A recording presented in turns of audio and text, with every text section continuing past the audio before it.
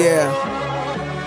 Numero UNO, me and Drizzy like the Super Bowl, man. Then it big as the what? Big as the what? Big as the what? Big as the Super Bowl. We have Gara. Gara, low-key was one of my first Warframes that I grinded for as a bounty. I didn't even know she was this good until I started using her kit. Today we are going over a Steelpath guide for your girl Gara and how you can use her for those high-end missions. First off, if you guys are new to my channel, be sure to subscribe. I am going down the Warframe list one by one. If you have a favorite Warframe and you're curious on the Steelpath guide, I think I seen one of you guys comment when to do Mesa.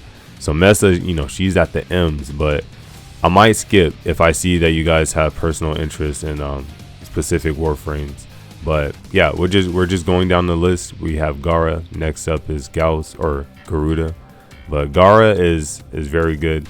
If you're curious on how to get Gara, I think all you have to do is you just have to go to Cetus on Earth, and then you can farm her blueprints from their bounty. So if you head over to Earth and head over to Cetus, at Cetus, once you get there, you wanna fast travel to Kanzu. I don't think you can do this at night to talk to Kanzu. I don't know if Gara is now sharing it with Revenant, but if she is, yeah, you would get Gara parts from just completing Cetus bounties, and it is RNG, so you do have to run them a lot. But if you're curious on getting her blueprint, all you have to do is just complete Size Vigil. It's one of the first quests that you complete when you start Warframe, so you probably already have her blueprint already and just have to do the bounties. Going into her abilities, we have her first ability called Shatter Lash.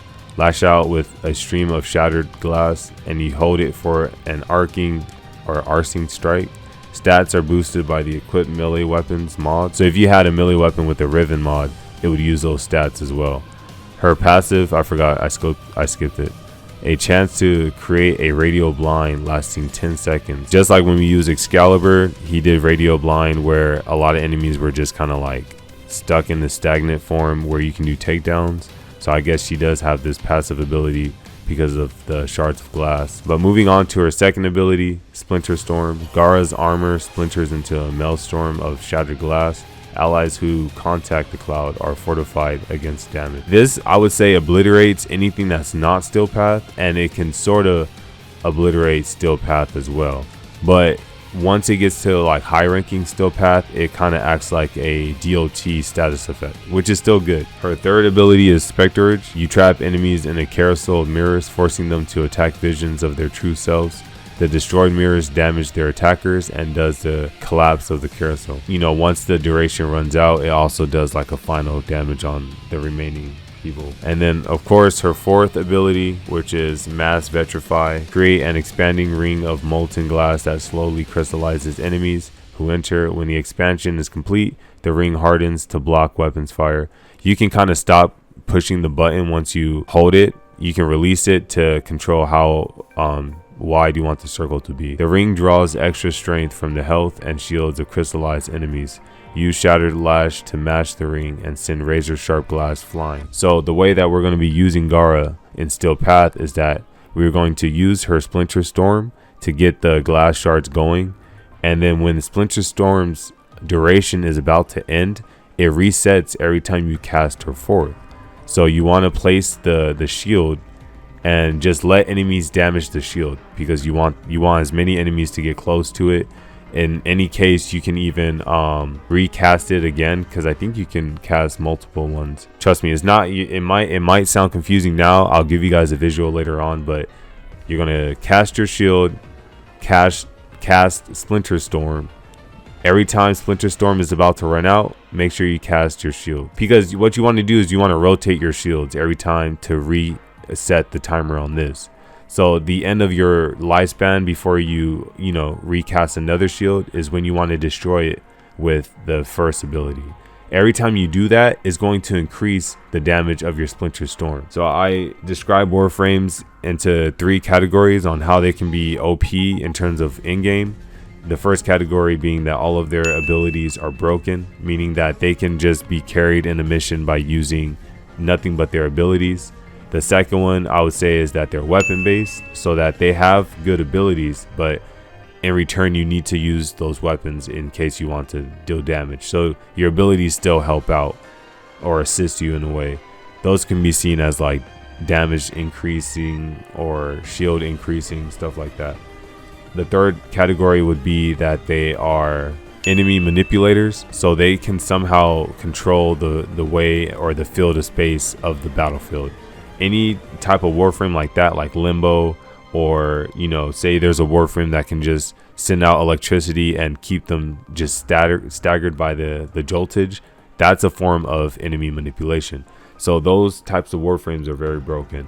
Gara falls into the category of, she's like borderline ability based, because in return I'm really am not using nothing but her abilities. You can see her as both, but I'm going to just say she's weapon based for sure. This is the build that I'm taking towards the Steelpath. I have Molt Vigor to help with the ability strength, as well as Molt Augmented, so that over time my ability strength is also getting better. If you want, you can even replace this with Arcane Arachne if your damage or your weapons aren't doing that much damage. But I have decent duration, decent strength, and very good range. I would say if you do want to tweak the strength and duration, you can sacrifice range a little bit depending on where you're fighting. As you can see, I do have my Empower ability Hemlith onto her. I did go to the Hemlith chair, which is a system of Warframe that you can craft from meeting the Orkin members in Deimos. If you speak to one of the people, you can craft the Hemlith system, and where you can implement Warframe abilities onto another Warframe. In order to do that though, you have to sacrifice the vanilla copy, so like the base, not the prime. I always mention this too in every Warframe guide video that I post, is that the operator clan that I'm using is the Zenuric, because it has an ability called Wellspring, in which you can create this area that charges your energy pool. Right off the bat, I'm gonna hit my Empower, that strengthens my ability, and I'm gonna activate my shield. I'm gonna click it again to stop it. I don't want to go too far, but I'm gonna place another one, crystallize those enemies, activate my Splinter Storm. So you can see right now I'm doing chip damage, not crazy amounts of damage, but it's okay. We have 14 seconds on the clock. What you want to do is hit your first ability, it goes up, recast it, and now your second ability timer is reset. And now you can just hold off, fight enemies to build up your energy again, place another shield if you want. I'm just buying time, getting my energy back up. I'm gonna recast it. I still have the 31k. Uh-oh.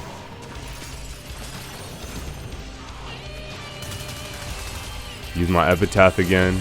The enemies are kind of getting crazy now. They should be fighting amongst themselves. I'm gonna destroy my shield on this.